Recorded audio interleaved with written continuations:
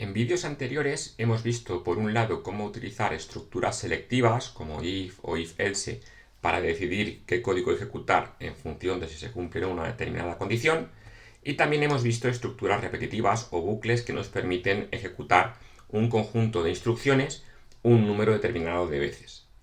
En muchas ocasiones, los programas que hagamos van a ser lo suficientemente complejos como para que tengamos que combinar algunas de estas estructuras para hacer algo un poquito más complicado. Por ejemplo, combinar un bucle con una estructura if-else que nos distinga si tenemos que seguir ejecutando código o no, o qué parte del código tenemos que repetir, o combinar una serie de bucles entre sí para hacer una estructura o un resultado más complejo. Entonces, en este vídeo vamos a ver algunos ejemplos de cómo podemos combinar algunas de las estructuras que hemos visto en vídeos anteriores. En concreto, lo que vamos a ver son dos ejemplos. Por un lado, cómo podemos combinar una estructura selectiva, como puede ser un if, con una estructura repetitiva, un bucle while o do while, para hacer algo un poquito más complicado. Y también veremos cómo podemos combinar estructuras repetitivas entre sí en lo que se llaman bucles anidados. Veamos entonces este primer ejemplo. Vamos a hacer un programa que sume los números que escriba el usuario por teclado hasta que escriba 0. Pero vamos a sumar solamente aquellos números que sean positivos. Si el usuario escribe algún número negativo, por ejemplo -3, lo ignoraremos y pasaremos a pedirle el siguiente número. Como vamos a repetir el proceso de pedir números al usuario e irlos sumando, tenemos que utilizar una estructura repetitiva. ¿Cuál utilizaremos? Pues vamos a analizar. No sabemos cuántas veces vamos a pedir al usuario números, porque lo haremos hasta que escriba un 0. Con lo cual, tendremos que decidir entre un while o un do while. Al menos sabemos que le vamos a pedir un número, con lo cual sabemos que el código lo vamos a repetir al menos una vez, y por eso nos vamos a decantar por la estructura do while. No sabemos cuántas veces vamos a pedirle números al usuario, pero sabemos que al menos le vamos a pedir un número. En el caso de Python, como ya sabéis, no existe la estructura do while, tendríamos que usar la estructura while con algún pequeño cambio en el código que veremos a continuación. La idea es que dentro de este do while le pediremos al usuario que escriba números y los iremos sumando, pero solamente vamos a sumar aquellos que sean positivos, con lo cual dentro del bucle do while tendremos que usar una partícula if para determinar si ese número es positivo y lo tenemos que sumar, o no es positivo y lo tenemos que ignorar. Entonces vamos a combinar estas dos partes para construir nuestro programa.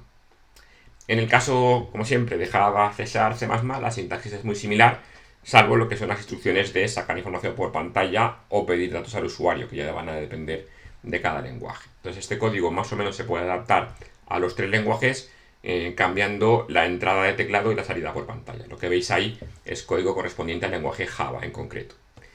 En primer lugar, declararemos las variables que vamos a necesitar. Por un lado, una variable que hemos llamado número, donde recogeremos los números que escriba el usuario de ese teclado, y luego otra variable que hemos llamado suma, donde vamos a ir acumulando la suma de los números positivos.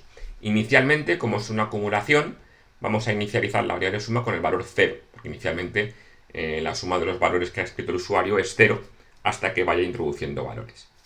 Usaremos la variable scanner en Java para leer de teclado, como ya hemos hecho en otros ejemplos, y montamos nuestra estructura do while. Vamos a repetir esta estructura mientras que el número que escriba el usuario sea distinto de 0. Dentro del do while lo primero que hacemos es pedirle al usuario que escriba ese número. Lo recogemos con scanner.nextInt.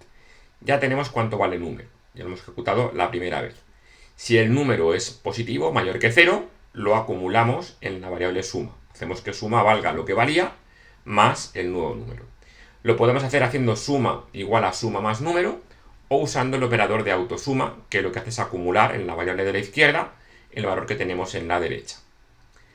Pasamos a evaluar el while. Si el usuario escribe, por ejemplo, un 3, pues 3 es distinto de 0, volvemos otra vez a pedirle otro número. Recogemos el número, comprobamos si es positivo, lo acumulamos en suma y volvemos otra vez. Por ejemplo, si escribe el usuario -2, pues -2 no es mayor que 0. Ignoro el if, paso aquí abajo y compruebo la condición. ¿-2 es distinto de 0? Sí, pues paso a pedir el siguiente número. 8 es mayor que 0, sí, pues lo acumulo en la suma. Distinto de 0, le pido el siguiente número. Y esto lo voy a repetir hasta que el usuario escriba 0. Cuando escriba 0, lo recogemos aquí, 0 no es mayor que 0, con lo cual no lo sumo. Y cuando vayamos al while, 0 no es distinto de 0, se termina la condición y mostramos por pantalla el resultado final. Fijaros que hemos combinado de esta manera una estructura selectiva, que es un if, dentro de un bucle do while para hacer una comprobación puntual en cada repetición para ver si tengo que ejecutar una parte del código o no. En el caso de Python, al no haber esa estructura do while, tenemos que hacerlo de una forma un poquito diferente.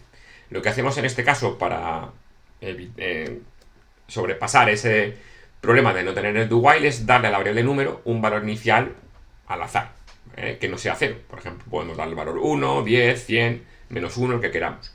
El caso es que el valor que le demos aquí nos sirva para cumplir la condición del while. ¿De acuerdo? Y la variable suma, pues como en el caso de Java, la inicializamos a 0. Entonces, con este valor que le damos inicialmente a la variable número, se cumple el while, el distinto de 0, y entramos aquí dentro. Y aquí dentro ya toma el control el mismo código que teníamos antes. Le pedimos al usuario el número, si es positivo, lo sumamos a la variable suma y volvemos al while. ¿Vale? Y esto lo vamos a repetir mientras que el número que escriba el usuario sea distinto de 0. Si escribe menos 3, pues menos 3 no cumple esta condición, no lo sumo. Pasamos al siguiente, 8. 8 cumple la condición, lo sumo.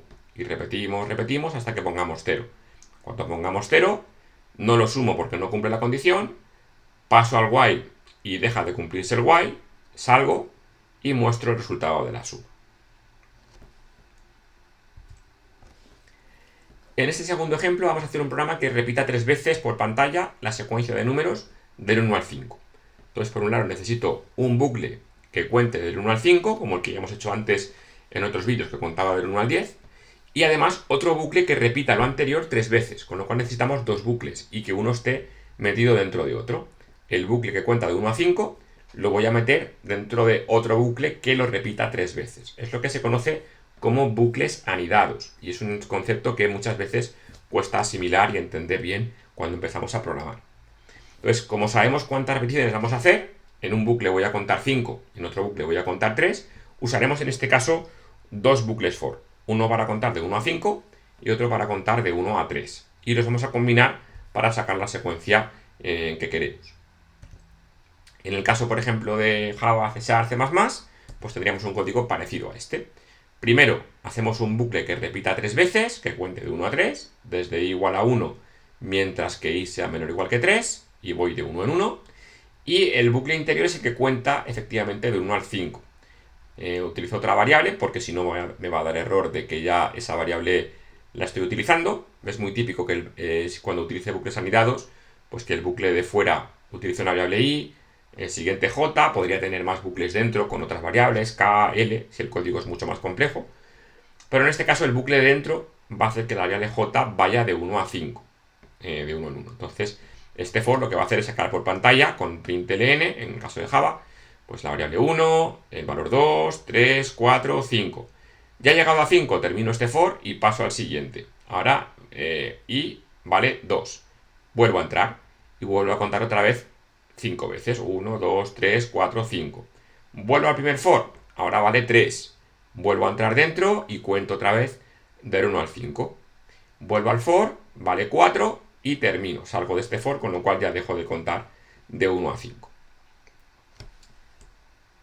En el caso de Python, la sintaxis es bastante similar con las particularidades de Python.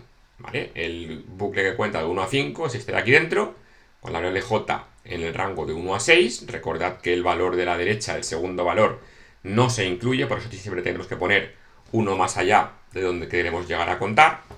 Y vamos sacando por pantalla los valores de j. 1, 2, 3, 4, 5. Y luego volvemos al for principal, que es el que cuenta de 1 a 3. ¿Vale? Pasamos a la segunda repetición del bucle principal. Entramos, contamos de 1 a 5. Salimos, tercera repetición del bucle principal. Contamos de 1 a 5. Salimos. Y ahora aquí ya la variable i pasa a valer 4, deja de cumplirse los límites del rango y salimos de este bucle for. Esta es la forma que tenemos de combinar bucles para poner uno dentro de otro y asegurarnos de que una secuencia de repeticiones a su vez se repita un número determinado de veces, o bien utilizando bucles for, o bucles while, o for combinado con un do while. Existen diferentes alternativas, pero la filosofía siempre es la misma. Que la repetición de un bucle dependa también de cuántas repeticiones queremos que haga ese bucle principal.